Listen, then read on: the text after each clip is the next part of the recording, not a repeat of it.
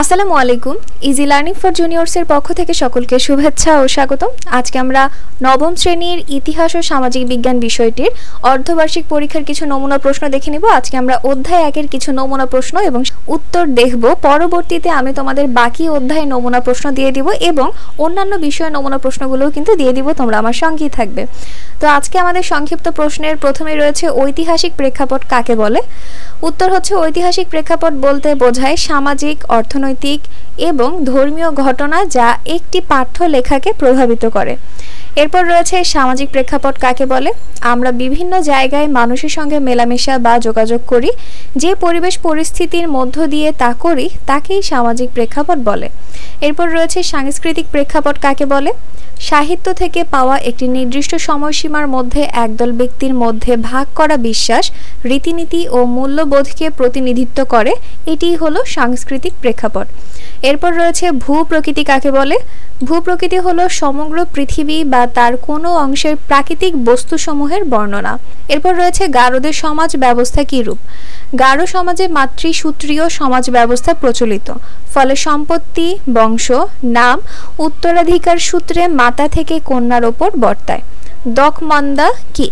দকমন্দা বলতে গারো মেয়েদের একটি ঐতিহ্যবাহী পোশাকের নাম। প্রাকৃতিক পরিবেশের উপাদান কি কি?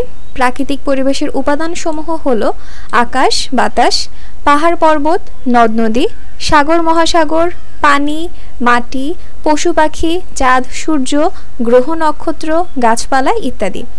সামাজিক পরিবেশের উপাদান কি কি?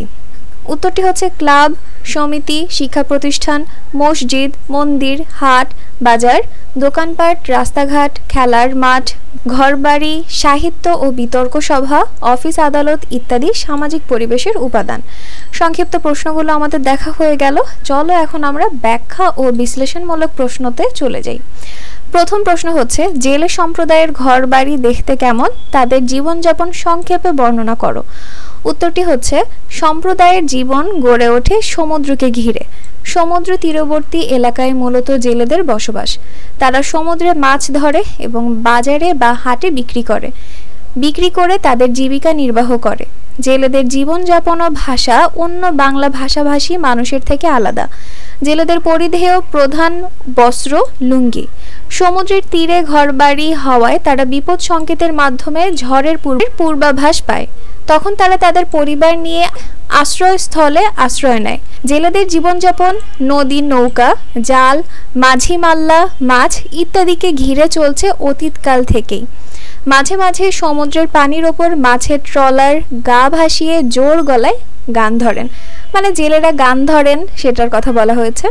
পরবর্তী প্রশ্ন হচ্ছে, গারো পরিবারের প্রধানকে? গারোদের পারিবারিক কাঠামো বর্ণনা দাও। উত্তরটি হচ্ছে, গারো পরিবারের প্রধান হলেন মাতা। গারো সমাজে মাতৃতান্ত্রিক সমাজ ব্যবস্থা চালু রয়েছে। বংশ পরম্পরায় নারীরা সম্পত্তির উত্তরাধিকার নির্ধারিত হয়। সম্পত্তি শুধু মেয়েদের, পুরুষদের উত্তরাধিকার বলতে কিছুই নেই।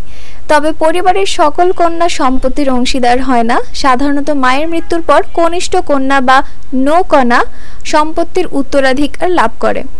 গারো সম্প্রদায়ের রীতি অনুসারে ভিন্ন গোত্রের ছেলেকে বিয়ে করতে হয়। গারো সম্প্রদায়ের বিয়ের ক্ষেত্রে মেয়ে পক্ষ থেকে ছেলে পক্ষের নিকট বিয়ের প্রস্তাব যায়। গারোরা খ্রিস্টান ধর্মাবলম্বী হওয়ার সাধারণত চার্জে তাদের বিয়ে সম্পন্ন হয়ে থাকে। তো পরে আমাদের পরবর্তী প্রশ্ন হচ্ছে, প্রাকৃতিক পরিবেশ কি? কিভাবে প্রাকৃতিক পরিবেশের উপাদানগুলো মানুষের জীবনকে প্রভাবিত করে? প্রাকৃতিক পরিবেশের কয়েকটি উপাদানের নাম লিখো। চলো আমরা উত্তরটা দেখি। সাধারণত প্রকৃতি প্রদত্ত পরিবেশকেই প্রাকৃতিক পরিবেশ বলা হয়। প্রাকৃতিক পরিবেশ উপাদানগুলো মানুষ ও জীবের জীবনযাপনকে বিভিন্নভাবে প্রভাবিত করে থাকে। প্রাকৃতিক পরিবেশের উপাদানগুলোর মধ্যে রয়েছে আকাশ বাতাস, পাহাড় পর্বত, চাঁদ সূর্য, সাগর মহাসাগর, পানি, মাটি, পশু পাখি, গাছপালা ইত্যাদি। এরপরে আমাদের সর্বশেষ যে ব্যাখ্যামূলক প্রশ্ন তা হচ্ছে, সামাজিক পরিবেশ কি? সামাজিক পরিবেশের উপাদানগুলোর নাম লিখো। সমাজে বসবাসরত মানুষের জীবনযাত্রার মানকে প্রভাবিত করে এমন সব উপাদানের সমষ্টি হলো পরিবেশ। সামাজিক পরিবেশের উপাদানগুলো হলো ক্লাব, সমিতি, শিক্ষা প্রতিষ্ঠান, মন্দির, গির্জা, হাট বাজার, দোকানপাট, রাস্তাঘাট, খেলার মাঠ, বাড়িঘর, অফিস আদালত ইত্যাদি। তো আমাদের ব্যাখ্যা বিশ্লেষণমূলক প্রশ্ন শেষ, অনেকগুলোই কিন্তু প্রশ্ন ছিল। তো তোমাদের অধ্যায় 1-এর ইতিহাস ও সামাজিক বিজ্ঞানের যে নমুনা প্রশ্নগুলো, আশা করছি তোমরা বুঝতে পেরেছো কেমন করে তোমাদের প্রশ্নগুলো করা হবে, কেমন করে উত্তর করতে হবে। আমি পরবর্তীতে তোমাদের বাকি অধ্যায় নমুনা প্রশ্ন দিয়ে দিব এবং অন্যান্য বিষয়ের নমুনা প্রশ্নগুলোও দিয়ে দিব। তোমরা অবশ্যই আমার সঙ্গেই থাকবে। তো আজকের ভিডিওটি এই পর্যন্তই। ভিডিও যদি তোমাদের কাছে ভালো লেগে থাকে তাহলে অবশ্যই সাবস্ক্রাইব করে দিবে, এবং যদি তোমাদের কোনো কিছু বুঝতে সমস্যা হয়, কোনো প্রশ্নের উত্তরে সমস্যা হয়, তাহলে অবশ্যই আমাকে কমেন্ট সেকশনে জানাবে। তো আজকে এই পর্যন্তই। আল্লাহ হাফেজ।